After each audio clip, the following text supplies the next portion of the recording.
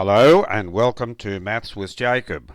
This lesson will focus on equations with brackets. Solve the following equations by first removing the brackets. So number 1 is 3 outside of m plus 4 equals 27.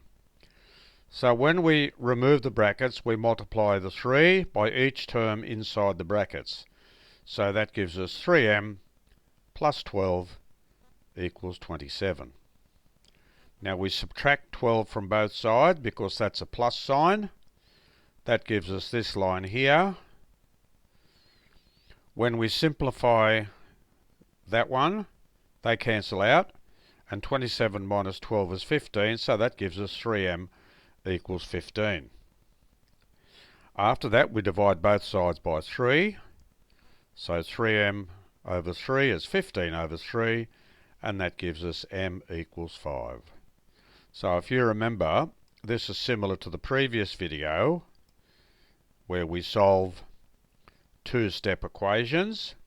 The only difference here is we have to remove the brackets first before we engage in the two-step process.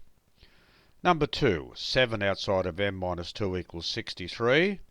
So the first thing we do is remove the grouping symbols. That gives us 7m minus 14 equals 63. If we add 14 to both sides, that gives us this line here. The minus 14 and the plus 14 cancel, and 63 plus 14 is 77.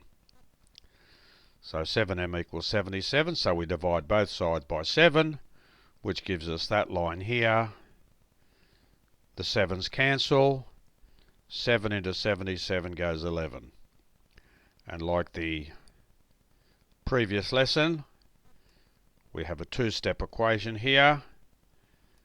And that occurs, the two-step process occurs after we remove the grouping symbols. So basically this video has given us two examples where we've seen how to solve equations by removing the brackets or the grouping symbols first. It's quite a straightforward process.